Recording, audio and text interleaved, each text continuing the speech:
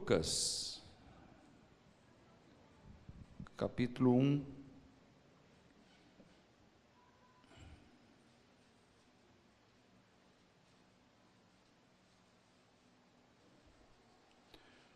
O tema da mensagem hoje é a excelência do Natal.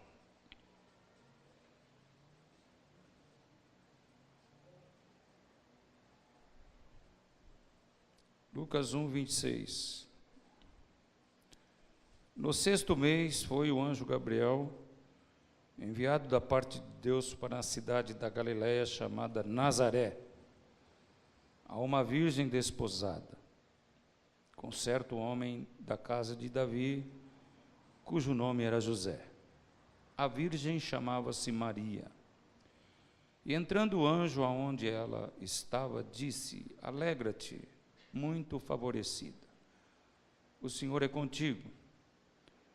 Ela, porém, ao ouvir esta mensagem, esta palavra, perturbou-se muito e pôs-se a pensar no que significaria esta saudação.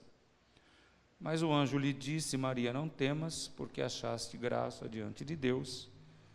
Eis que conceberás e darás à luz um filho, a quem chamarás pelo nome de Jesus. Este será grande e será chamado Filho do Altíssimo. Deus, o Senhor, lhe dará o trono de Davi, seu pai, e ele reinará para sempre sobre a casa de Jacó, e o seu reinado não terá fim. Amém? Glória a Deus. Bendito seja o nome do Senhor. Que a tua graça esteja sobre nós, bom Deus, e o teu Espírito nos adestre, para que não nos ache enganando o seu povo, mas levando o seu povo por veredas de justiça, por caminhos assertivos, para que no fim de tudo, em cada um deles, o nome de Jesus seja glorificado. Para a tua glória e para o teu louvor nós oramos. Amém. Amém. Eu estive pensando, todo esse mês de dezembro é um mês de muitas reflexões. E a gente sempre vai andar na contramão no mês de dezembro, nós que somos crentes. Porque o mês de dezembro sempre vai trazer muitas distrações, nós ficamos como que fora do mundo, né? Nós ficamos preocupados e alinhados com muitas coisas.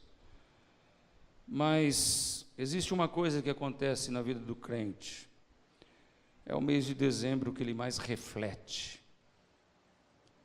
sobre sua salvação, sobre a vinda do Filho, sobre a Bíblia, sobre a palavra, né? Então, na minha vida, como na tua, foi um mês de grandes reflexões a respeito de Cristo, principalmente a respeito de Jesus, da importância que ele tem, do status que ele tem, da verdade que ele representa nas nossas vidas e nos nossos corações. Então vocês vão entender muito bem a minha mensagem, por essas reflexões também que fizeram e estão fazendo a respeito de Cristo. Como introdução, eu gostaria de trazer aqui 3 elementos significativos do Natal vivido em sociedade natural dos homens. A primeira dela é a troca de presentes. Isso é uma das coisas que trazem muita distração a nós, porque existe uma certa obrigação na nossa mente de dar presentes. Nós ficamos assim, até tristes quando temos pouco dinheiro e não podemos satisfazer todas as pessoas que nós gostaríamos de presentear.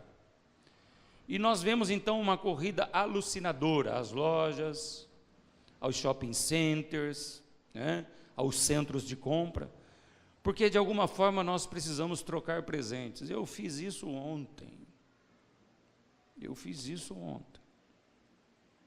Não é? E isso é muito típico do Natal que o ser humano aprendeu a viver. A troca de presentes. O outro ponto significativo do Natal do homem é o menino, o bebê Jesus. Porque nesses dias ninguém se lembra do homem Jesus. As mentes, elas ficam fixadas no bebê. As mentes ficam fixadas na manjedoura. E eu disse domingo lá na igreja, à noite, que eu preguei lá na igreja presbiteriana, que o menino bebê, a manjedoura, ele não traz responsabilidades para nós. É o anúncio do nascimento de um bebê. Apenas um bebê.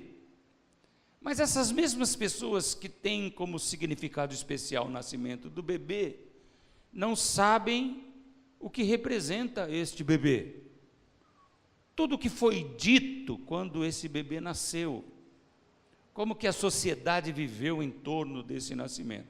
Então fica uma vaga história na mente das pessoas de que o Natal é o nascimento de um bebê que se chamou Jesus. Nada além disso. Nada além disso. O homem Jesus, não é? A vida de Jesus passa totalmente de largo sobre esta questão do nascimento de Jesus. Não é? E o outro momento significativo, talvez o mais significativo de todos, é o Papai Noel.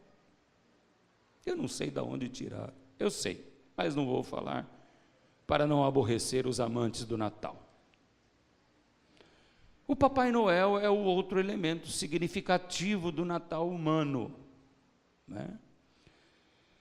E o Papai Noel é o que traz os presentes, é que incentiva no coração das pessoas o consumismo exacerbado, exagerado. O Papai Noel coloca um monte de gente em dívidas. Ele faz questão que as pessoas estourem seu cartão de crédito. Então o Papai Noel é esse rapaz, esse senhor barrigudo, de barba, né? Vestido de vermelho, com aquela barba imensurável, né? Criado na mente, não sei de quem, mas um Papai Noel preparado para o inverno da Europa, dos Estados Unidos, né? E como nós somos ótimos copiadores, nosso Papai Noel deveria andar de sunga. Não é verdade? Pensa bem. Coitado desses velhinhos que estão dentro do shopping, ficam com aquela roupa lá, ainda tem que ficar ho, ho, ho. Só Jesus, como o Papai Noel sofre, irmãos.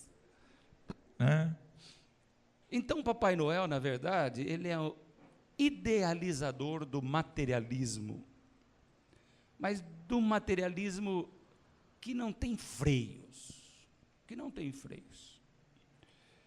Para você ter uma ideia, existe não poucas crianças que têm medo do Papai Noel, né?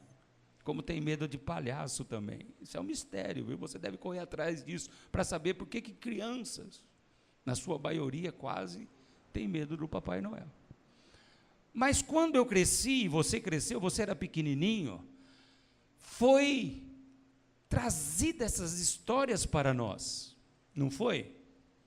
Você quer ver uma história que contavam para mim quando eu era pequeno? Que eu nasci de uma cegonha.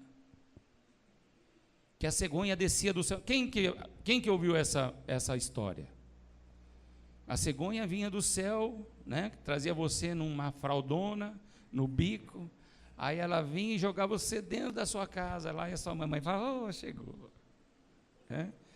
E eu me lembro que eu fui o primeiro na minha casa, depois eu não vi meus irmãos nascer, porque eles vieram logo depois de 2 anos e meio, eles vieram, mas quando a Dineia nasceu, falavam assim, a cegonha vai chegar, e o besta aqui ficava lá no quintal, assim, procurando, e de repente minha mãe não estava em casa, eu falei, mãe, a cegonha vai chegar e a mãe não está em casa. Cara, ela foi para o hospital, né?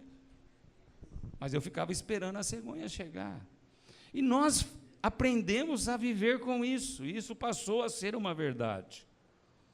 E a história do Papai Noel é a mesma coisa.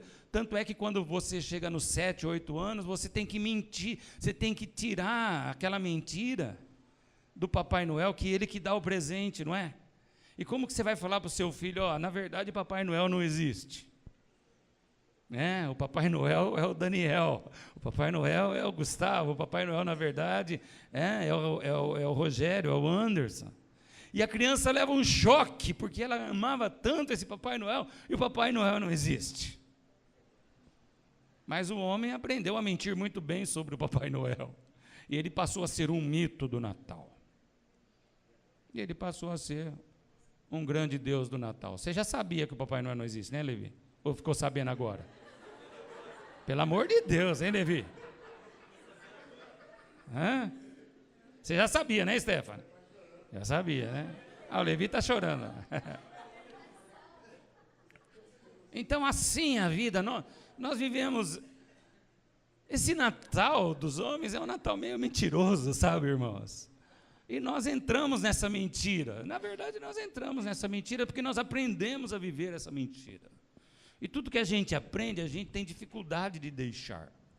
O católico, quando recebe as suas informações sobre Maria, como que a cabeça dele, se ele aprendeu do pai, da mãe, é muito difícil. Né? É só uma obra do Espírito Santo. Para trazer o Natal realmente como ele é, na nossa mente também, mesmo como crentes, só uma obra do Espírito Santo, irmãos.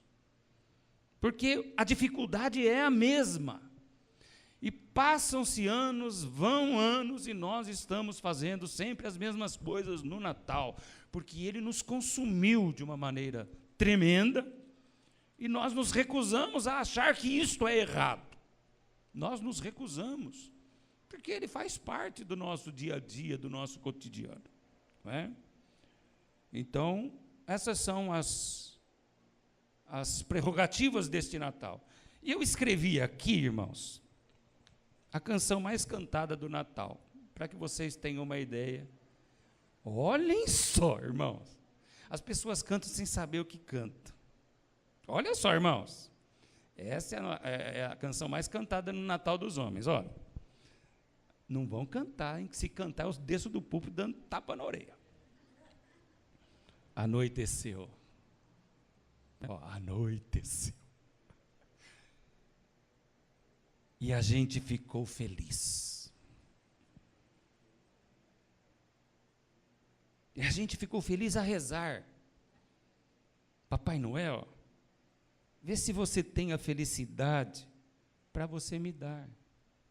Lembra dessa canção? Anoiteceu. Agora você vai lembrar dessa canção. Eu pensei que todo mundo fosse filho de Papai Noel. O Papai Noel é Deus, então. Eu pensei que... Olha só, irmãos, para você ver onde a gente entra. Eu pensei que todo mundo fosse filho de Papai Noel.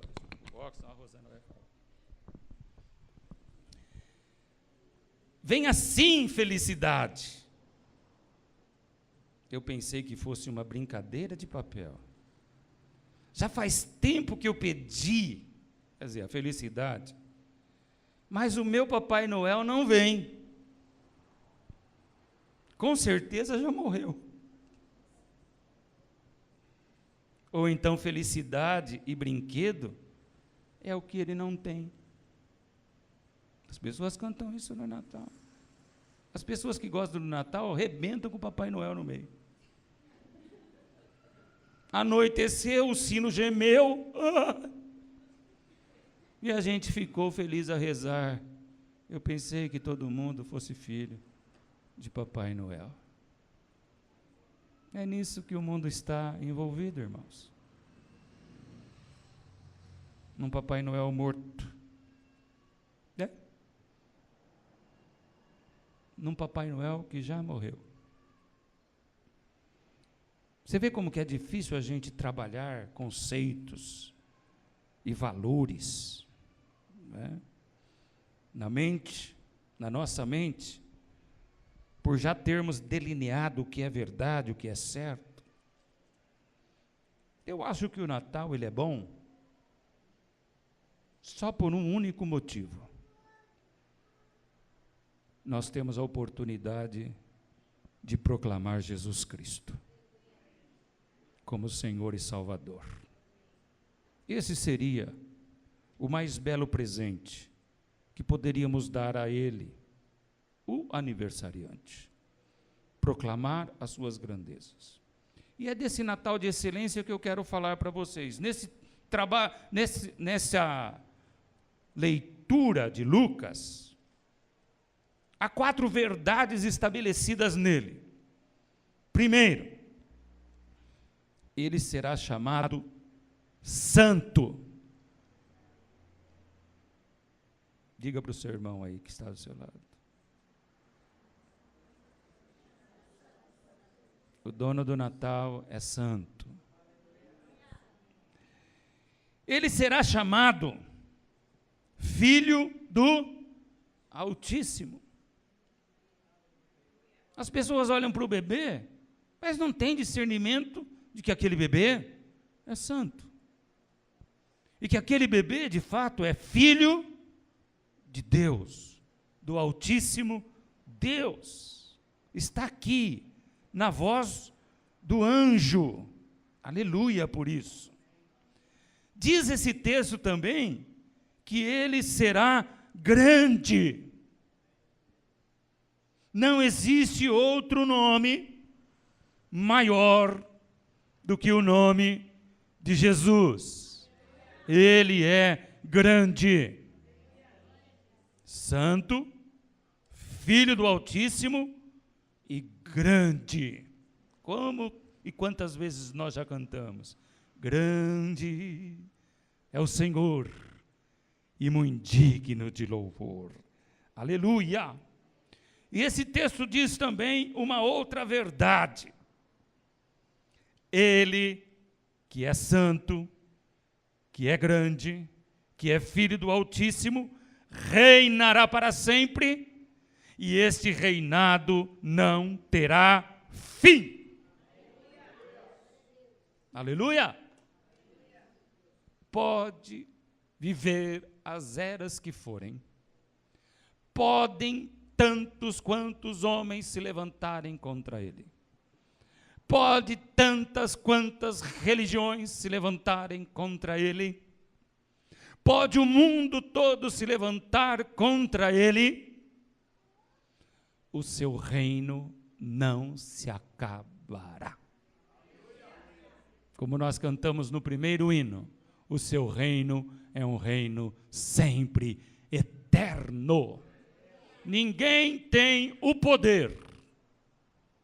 E olha que nós vivemos num momento em que a sociedade, ela foca todos os seus ódios a Jesus. Todos. As pessoas querem exterminar a Bíblia, querem exterminar a palavra de Deus, mas não conseguirão. Sabe por quê? Porque o seu reino não tem fim. Aleluia. Agora, eu queria que você fosse para o capítulo 2 de Lucas, no versículo 10. Vamos continuar falando da excelência do Natal.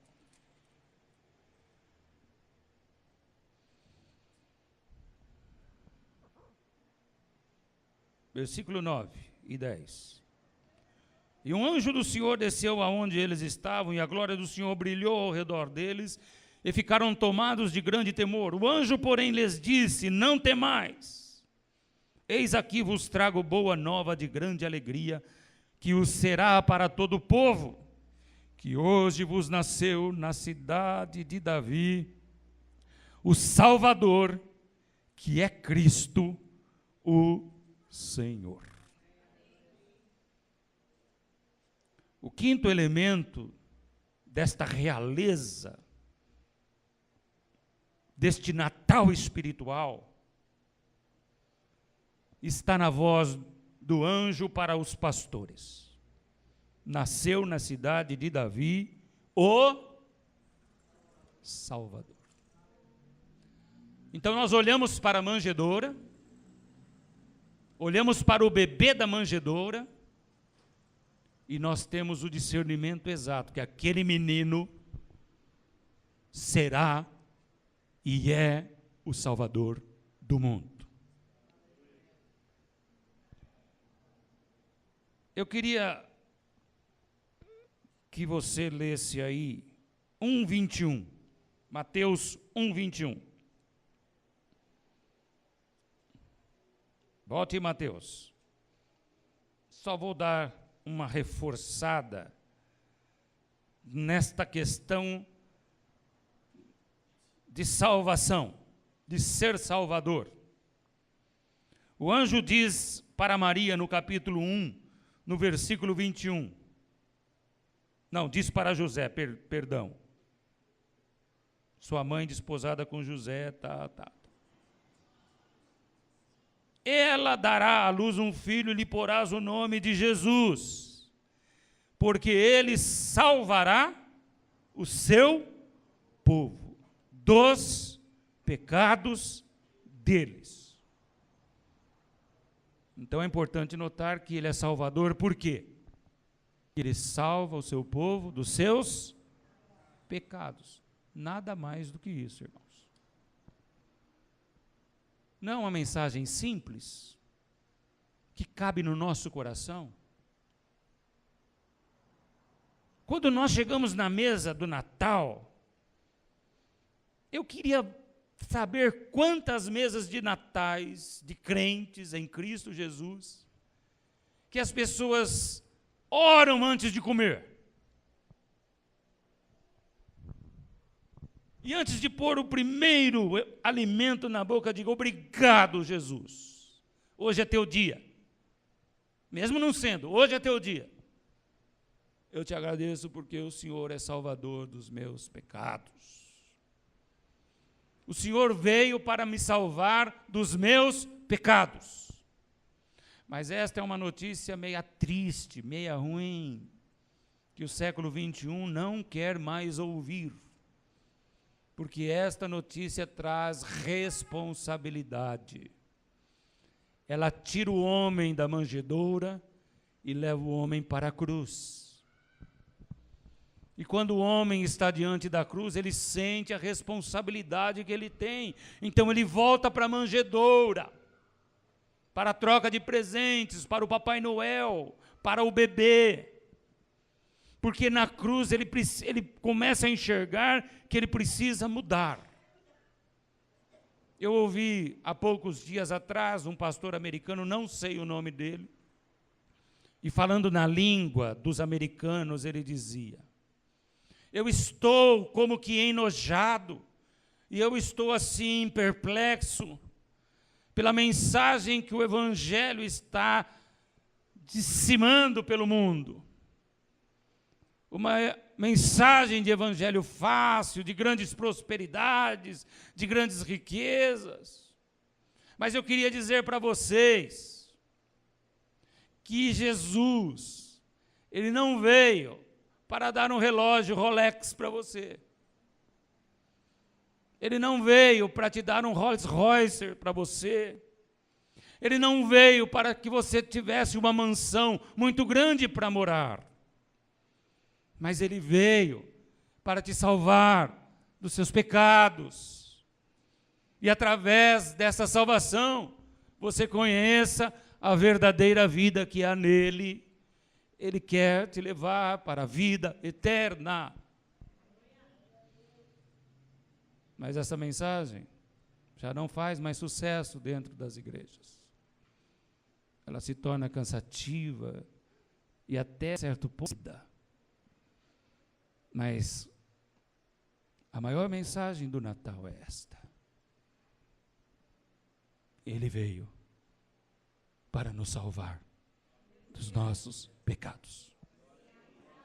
Quer eu goste ou não, quer eu tenha contentamento com isso ou não, ele veio para me salvar dos meus pecados. E eu rendo a ele todo louvor, toda glória e toda adoração por essa verdade. Vamos voltar aqui em Lucas 2:30.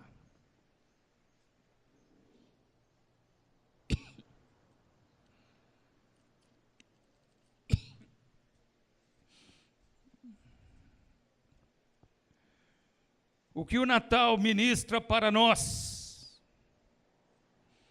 E essa parte foi a parte que eu preguei domingo lá na igreja presbiteriana, que eu preguei sobre Simeão.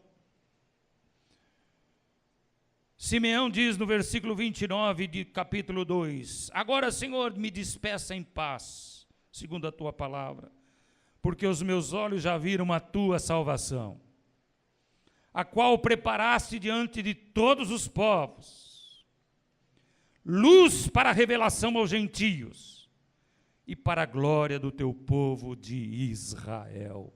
Aleluia. O que é um Natal de excelência? Além da salvação percebida e discernida, é eu perceber e ver que ele foi posto na terra para a revelação dos gentios, que somos nós. Nós somos os gentios. E o Natal traz uma mensagem para nós. Vocês que não eram povo de Deus, em Cristo Jesus foram feitos povo de Deus. E só por Ele. E nós, gentios, fomos postos filhos de Deus, porque Ele nasceu. Você não diz glória a Deus, irmão? Isso não mexe no teu coração? Porque quando Jesus veio, havia um único povo, Israel. Mas quando Jesus nasceu, ele formou um novo povo, a sua igreja, tirada de entre os gentios. Luz para os gentios. Então, eu deveria dar merecimento a essa história, fazendo uma coisa sumária e substancial, em dias como esse. Me dobrar diante dele e dizer: eu era um terrível pecador, o Senhor veio a mim, eu continuo pecador, mas agora eu sou um pecador salvo. O Senhor me deste luz, quando havia trevas em mim, aleluia.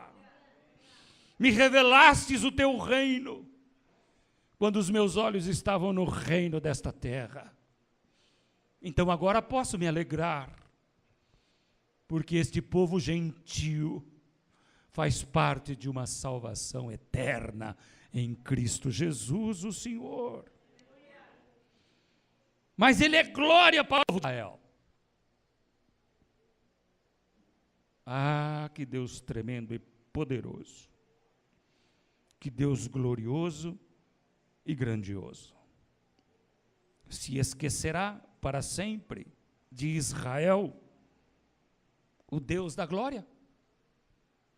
Se esquecerá para sempre do seu povo no Antigo Testamento, o Rei da glória?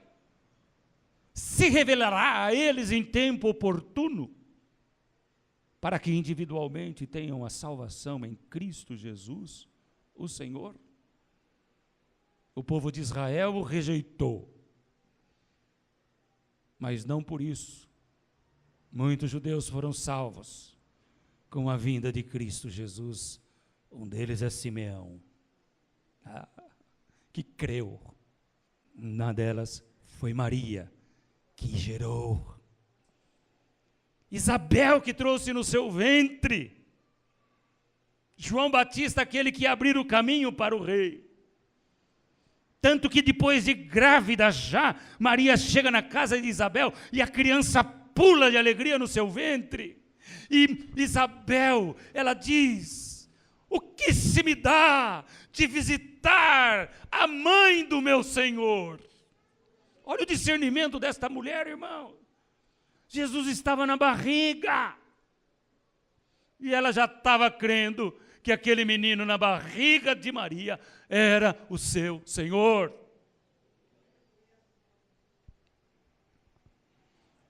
Jesus, a luz resplandecente para os gentios e a glória de Deus para o seu povo de Israel. A Ele a glória, a Ele a honra, a Ele o domínio, para sempre. Lucas 2, 34 e 35.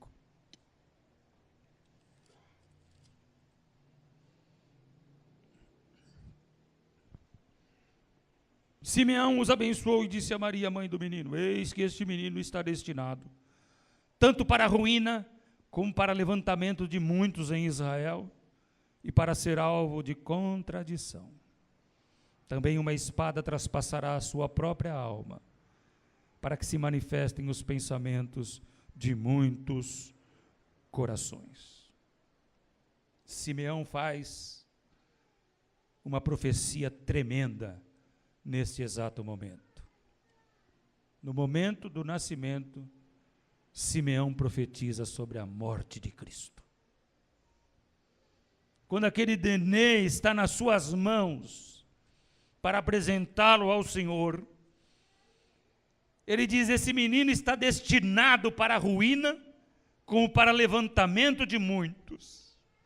Muitos nele serão salvos, mas muito neles serão condenados.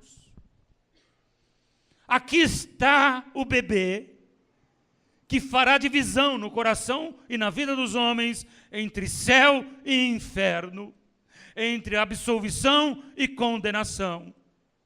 E isso acontecerá porque uma espada traspassará esse menino. Não é tremendo isso, irmãos?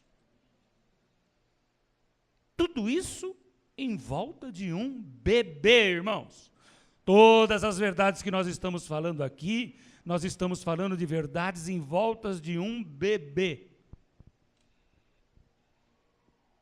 Então eu preciso perguntar para você, o que representa o bebê Jesus na sua vida? Qual é a valorização exata que tu dás para ele? Quem é mais importante para nós nos dias de hoje? O bebê Jesus? O homem Jesus? Ou o Papai Noel? O que é mais importante, querido? Até hoje, ele tem sido alvo de contradição. Mas vamos voltar para Mateus. Fiquem tranquilos, irmãos, que eu já estou terminando, viu? E quando eu digo que estou terminando, você já sabe quanto falta, né? Meia hora, pelo menos. Mateus capítulo 1, versículos 21 e 23. 21 eu já li.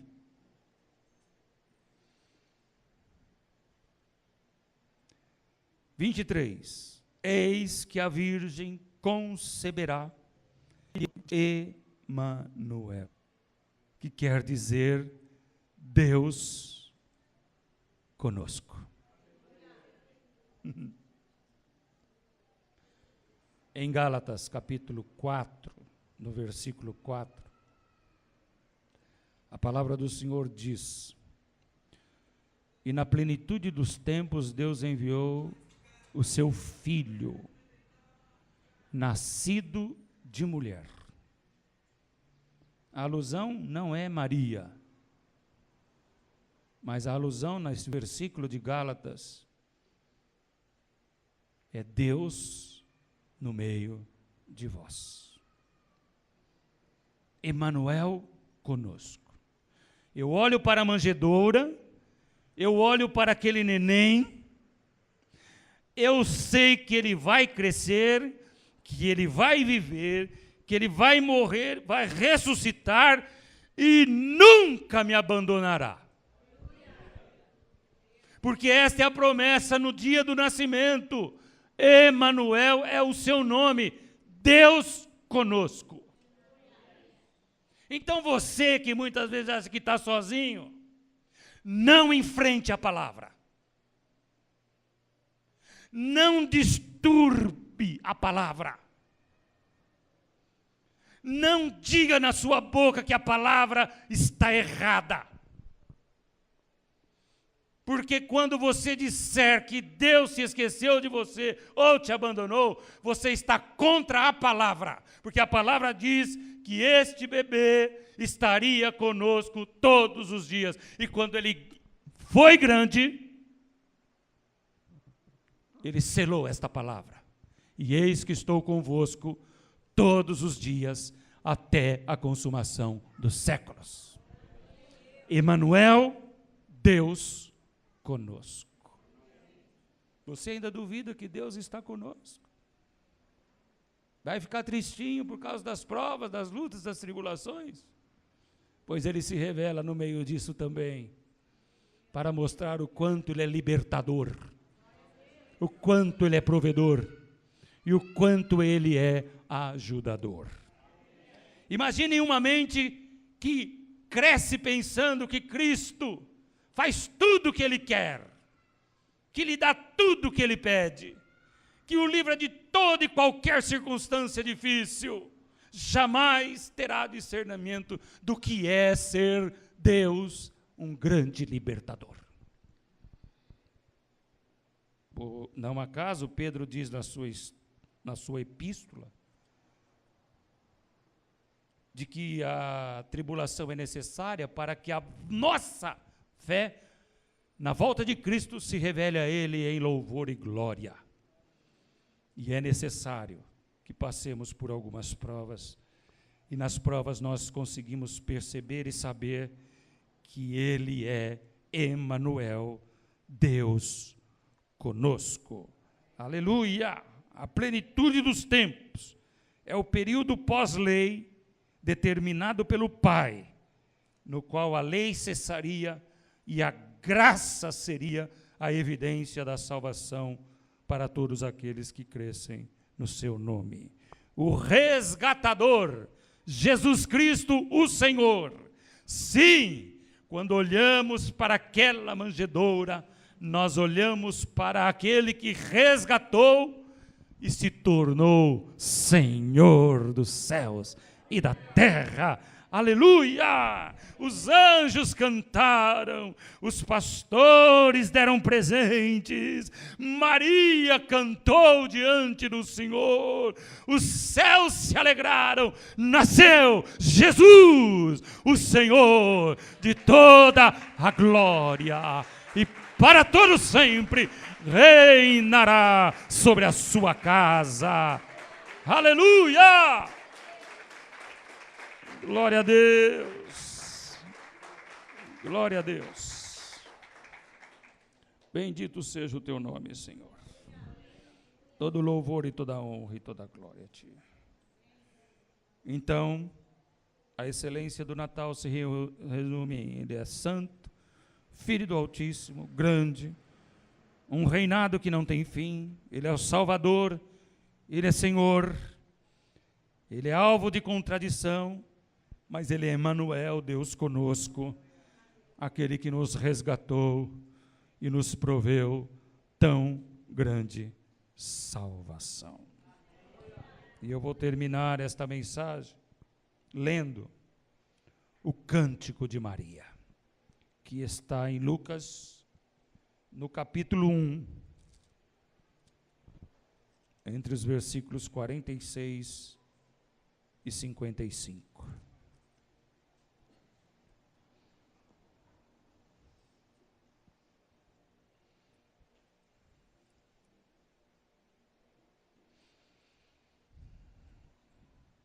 Então disse Maria: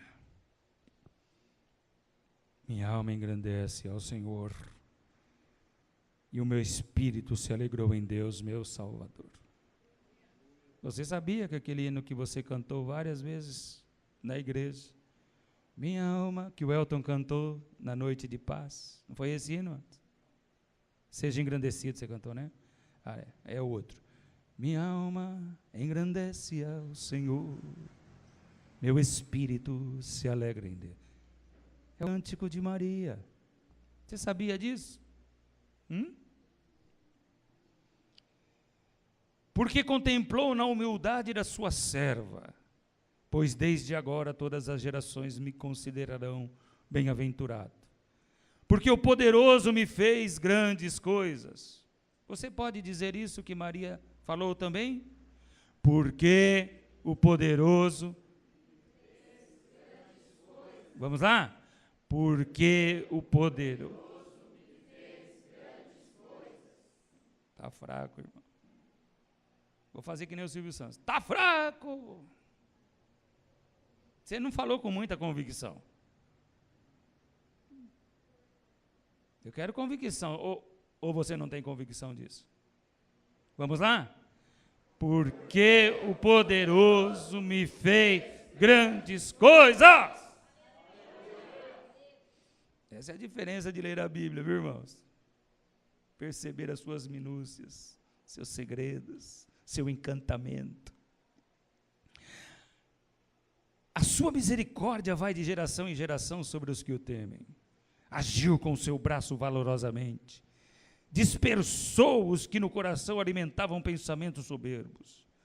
Derrubou do seu trono os poderosos. Exaltou os humildes. Encheu de bens os famintos e despediu os vazios ricos. Amparou a Israel, seu servo, a fim de lembrar-se da sua misericórdia, a favor de Abraão e da sua descendência para sempre, como prometera aos nossos pais. Aleluia!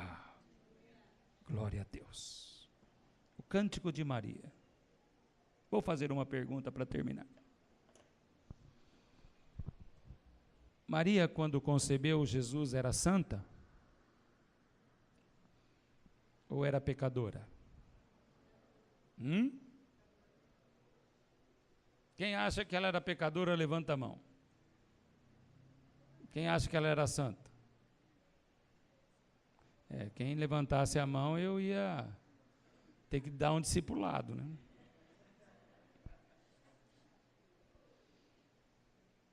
Mas essa pecadora achou graça. Por que graça? Porque ela era serva e preservava-se. Era uma virgem. Era uma virgem. Vamos correr no mundo e ver se as meninas continuam virgens antes de se casarem. Virgem, porque ela amava a Deus. E ela não quis se contaminar com as iguarias deste mundo. Mas o grande, irmãos, o grande pensamento das minhas reflexões nesse mês de dezembro é que um bebê chamado de Santo, Filho do Altíssimo, grande, Salvador, Senhor, cujo reinado não tem fim, nasceu no ventre de um pecador. Dá para ter noção disso? Você consegue ter essa noção de como ele se humilhou? Sendo em forma de Deus, não teve por usurpação ser igual a Deus, mas antes humilhou-se a si mesmo. O bebê que está no ventre da Andressa já é pecador. Que coisa, né? No ventre de uma mulher pecadora. Mas quando você olha para Maria e vê a barriga de Maria, ali na barriga de Maria está o Deus Santo. Esta é a razão desse hino aqui, que ela entoa. Então, cada vez que você olhar para o Deus que é santo e perceber que esse Deus mora no teu coração, que é pecador. Olha só, irmãos. Um Deus que é santo nasceu num ventre pecador. E o Deus que é santo decidiu morar num coração pecador. Então, nesse dia, eu levanto a minha voz e eu também digo: minha alma engrandece ao Senhor. E o meu espírito,